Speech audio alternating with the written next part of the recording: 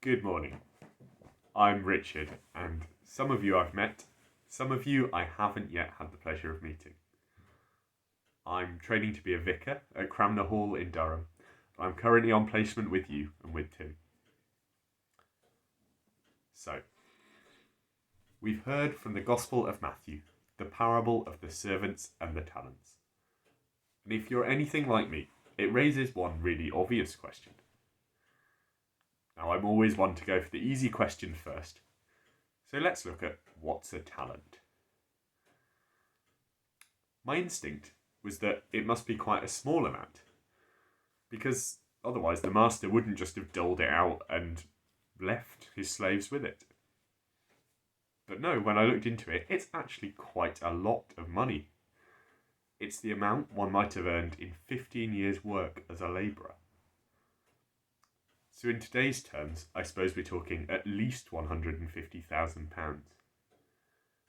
So even the servant only given one talent to look after is actually still being given quite a lot. So we have the master and we have the three servants. The master gives them all a whole load of money before he goes away. Then when he returns, he meets with them to find out what they've done with it. Two of the servants have doubled the money he left with them, and he says, "Well done." But the third simply buried it, and that does not go down well with the master. So what's it about, this slightly odd parable? Well, if God's the master and we're the servants, then what has God left with us?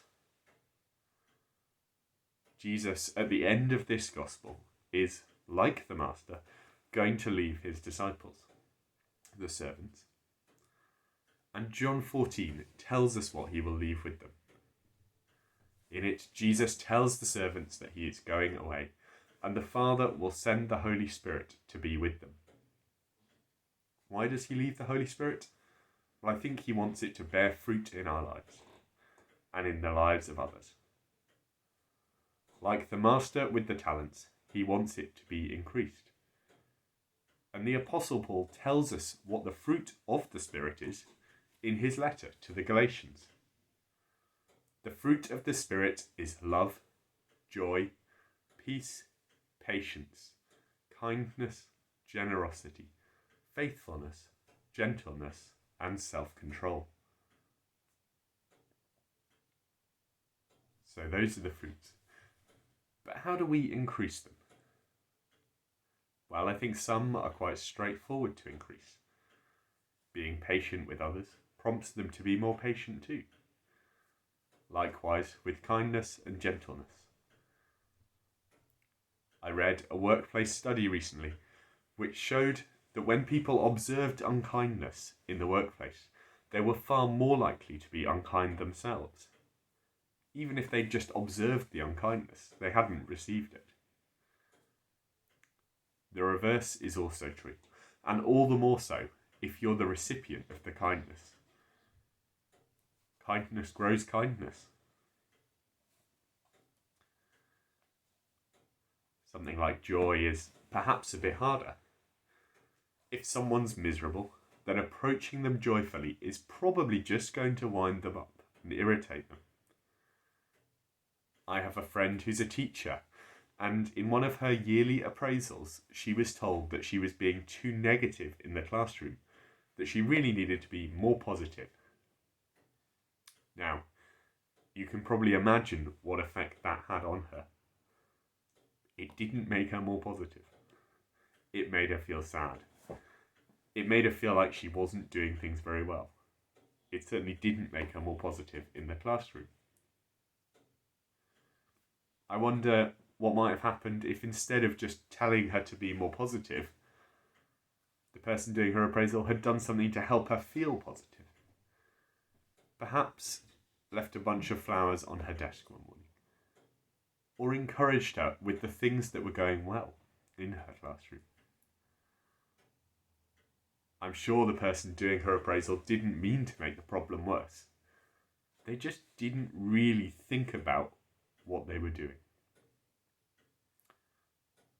So you can see that this is a little bit like investment. It's not always straightforward or simple to increase the fruits of the Spirit. If we want to increase them in our lives and in others, it might take some pondering about how best to help someone. Just like with a financial investment, where you need to think about the options, do your research, find out where you can get the best interest rate, where your money is safest. The first 2 servants probably spent some time working out where to invest them. So we need to take time, and we need to think carefully about how we invest in people. But what about the 3rd servant? Where did he go wrong? Why did he bury the money and make nothing of it? Well, the passage tells us he was afraid. And that's quite understandable, really. As we said, £150,000 is a lot of money just to be given, and the servant is afraid of losing it. So he buries it. He keeps it tucked away in the ground where he knows he has it and he can't lose it. The servant is afraid that if he tries to invest the money, that he will lose it. I wonder what the master would have said if that had happened. Now, the parable doesn't include a 4th servant who tried to do the best with what he was given, but who wasn't able to return his master's money because he'd messed up or because he'd made the wrong choices. But I think we can look elsewhere in the Bible. Say to Matthew 14 for a good idea of how God would respond to trying and failing. Peter got out of the boat, started walking on the water, and came toward Jesus. But when he noticed the strong wind, he became frightened, and beginning to sink, he cried out, "Lord, save me." Jesus immediately reached out his hand and caught him. In this story, Peter steps out of the boat. He tries to reach Jesus on the water, and he fails. Does Jesus leave him to drown? No. Jesus helps him into the boat. When it comes to God, we don't need to be afraid of failing. We don't need to be like the 3rd servant at all. And we don't even need to be hugely productive.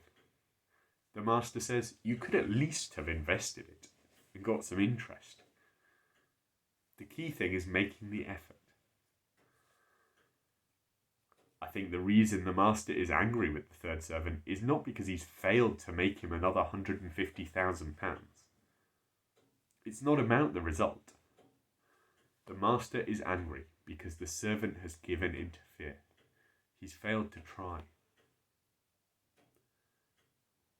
So that's the passage. I think God's telling us he's left his Holy Spirit with us, and he wants us to make the most of it. He wants us to bear fruit. He wants us to help produce more fruit in others. And sometimes that takes a little bit of thought. But the key thing is not to be afraid of doing it. Even if we get it wrong sometimes, we just need to make the effort.